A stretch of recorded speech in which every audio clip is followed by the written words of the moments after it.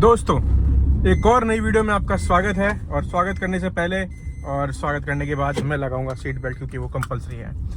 तो यार देखो, अभी क्या है ना कि आजकल बहुत सारी चीज़ें हो गई हैं गाड़ी के मेंटेनेंस को लेके। आज हम टॉपिक डिस्कस करेंगे कि जो आपकी गाड़ी का मेंटेनेंस है वो कितना इंपॉर्टेंट है और कहाँ से कराना बहुत कंपलसरी ही है। जैसे कि आजकल लोगों ने मतलब ये है कि हर जगह देता है कि भाई कंपनी से कराओ, कंपनी से कराओ।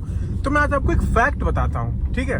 उस फैक्ट के अकॉर्डिंग अगर आप सर्विस कराएंगे, ठीक है, तो आप दोनों तरीके से ही फायदे में रहेंगे। जैसे बहुत लोग क्या करते हैं, स्टार्टिंग में सर्विस सेंटर से भी कराते हैं या स्टार्टिंग में ही बाहर से कराते हैं, तो बाद में कहीं कभी सर्विस सेंटर में दिक्कत आती है, कभी यहाँ पे दिक्कत आती है। और सब सही करो तो कभी वारंटी में दिक्कत। मतलब ये वीडियो मेन उन लोगों के लिए है जो अपनी सर्विस को लेकर कंफ्यूज रहते हैं कि यार इतने किलोमीटर चल गई, अब तो यहाँ सर्विस करा देता हूँ, यार इतने किलोमीटर नहीं चली, अब तो यहाँ सर्विस करा देता हूँ। तो ये वीडियो उनके लिए। सबसे पहली बात देखिए, आपकी गाड़ी जब नहीं होती है, 1000 किलोमीटर चलती है, आपको फ्री सर्विस मिलती है, ठीक है। उसके बाद बहुत सी गाड़ियों, बहुत सी कंपनी 5000 पे सेकंड सर्विस देती है और बहुत सी कंपनी 10000 पे सेकंड सर्विस देती है। तो लेट्स एज्यूम कि हमें 10000 पे सेकंड सर्विस मिल रही है, ठीक है। अब मान लीजिए अगर हमें 10000 पे सेकंड सर्विस मिल रही है, वो भी फ्री है, उसमें कुछ नहीं होने वाला। मान लीजिए आपका ऑयल चेंज होगा, ऑयल का पैसा लगेगा, ठीक है। तीसरी सर्विस भी जो होगी, अगर कोई कंपनी जैसे 5000 पे फ्री सर्विस दे रही है, वो 5000 में कुछ नहीं करने वाली, वो कुछ भी चेंज नहीं करेगी।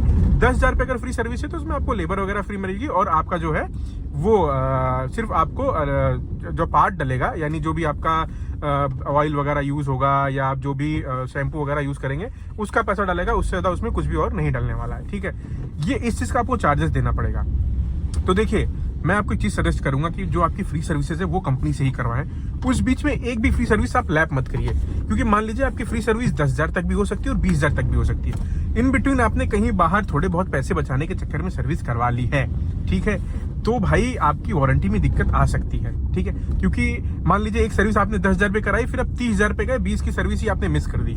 तो उस केस में क्या होता है, कंपनी जो है कि उनके पास 20000 का डेटा पूरा मिसिंग होता है कि आपकी गाड़ी कहाँ गई, आपने क्या किया, आपने कैसे सर्विस करवाई, पता नहीं कौन सा ऑयल यूज हुआ, कहीं फिल्टर तो गलत यूज नहीं हो गया, उसके साथ आपकी गाड़ी में प्रॉब्लम हो सकती है। तो भाई देखिए, जब तक आपको फ्री सर्विस मिल रही है तो मैं तो आपको यही कहूंगा कि भाई कंपनी में ही सर्विस कराएं। अब बात आती है कि फ्री सर्विस खत्म होने के बाद क्या करें। देखिए, बहुत जगह होता है कि आप अपने डीलरशिप से बहुत खुश होते हो, डीलरशिप वाले अच्छा सर्विस करके देते हैं, ज्यादा चार्जेस वगैरह नहीं लगाते। जैसे कि कुछ सर्विस सेंटर होते हैं, जैसे कि टोयोटा के सर्विस सेंटर्स बहुत अच्छे हैं, ठीक है। दूसरे मारुति के कहीं कहीं पे सर्विस सेंटर्स बहुत अच्छे हैं, टाटा के उससे कम अच्छे हैं। तो ये सारी चीजें हैं, तो आपको इन चीजों को ध्यान रखना है। अगर सब कुछ डिपेंड करता है आपकी सर्विस सेंटर पे। अगर आपका सर्विस सेंटर अच्छा है, जेन्युइन है, तो मैं तो कहूंगा भाई गाड़ी जब तक वारंटी पीरियड में है ना, तब तक उसको करवाओ वहां पे सर्विस, पूरा सर्विस कराओ। और वारंटी पीरियड खत्म होने के बाद भी सर्विस सेंटर में ही सर्विस कराओ, क्योंकि कुछ भी होता है तो कंपनी वाले उसकी जिम्मेदारी लेते हैं, इसलिए सर्विस सेंटर प्रेफर करना बेस्ट रहता है। अब देखिए क्या होता है, बहुत से केसेस में हमने ये देखा है कि भाई सर्विस सेंटर वाले आपका काट देते हैं, लंबा बिल बना देते हैं। और बहुत से क्रिएटर्स ने वीडियो भी बनाई है, जिनको गाड़ी का नॉलेज नहीं है, भाई जाते हैं सर्विस सेंटर वाले कुछ भी बोलते हैं, कैसा भी लिखते हैं, आप पैसा देके आ जाते हो, ठीक है। इस केस में आप करिए भाई कि देखिए, वैसे तो क्या होता है कि ये सब चीजें ऑन कैमरा बोलने वाली चीजें है नहीं, लेकिन ये एक ट्रिक है मैं आपको जो बता रहा हूँ कि बहुत से जो होते हैं ना कंपनी में ही काम करने वाले बंदे, ये बाहर भी काम करते हैं, ये बाहर भी कहीं ना कहीं सर्विस कर रहे होते हैं, पार्ट टाइम में कुछ कर रहे होते हैं। अगर आप उनसे करवा लें तो वेल एंड गुड, क्योंकि वो ट्रेंड है। बट अगर वो वहां पे बंदे वैसे नहीं है, तो बाहर यार अपने लोकल में कहीं पे भी किसी के जान पहचान के थ्रू आप जाइए, ठीक है। और एक बार नहीं, फिर उसी के यहाँ सर्विस कंटिन्यू करिए, अगर वो सर्विस अच्छी दे रहा है तो। आप ये 10 जगह कूदिए मत कि नहीं यार इस बार यहाँ सर्विस करा दी लोकल वाले के यहाँ, अब वहां करा लूंगा, यहाँ का नहीं। अगर इस बंदे ने आपको सही सर्विस दी है तो आप इसी के लिए करवाइए, क्योंकि उसने ट्रस्ट बिल्ड किया है, ठीक है। तो आपकी गाड़ी में ज्यादा उतनी दिक्कत होने वाली है नहीं। तो मैं आपको यही सजेस्ट करूंगा कि देखिए भाई, जनरली अगर आपका डीलर अच्छा नहीं है, ठीक है, तो आप 40000 के बाद, 50000 के बाद बाहर सर्विस करा सकते हैं, ठीक है। वारंटी पीरियड के बाद भी आप बाहर सर्विस करा सकते हैं अगर आप अपने डीलर से परेशान है तो। बट अगर आपका डीलर अच्छा है तो मैं आपको यही सजेस्ट करूंगा कि भाई आप जो है जाइए, और जो भी है आपका, भाई ये बीच में थोड़ा सा वो आ गया, हटो भाई, सावन नहीं है अभी।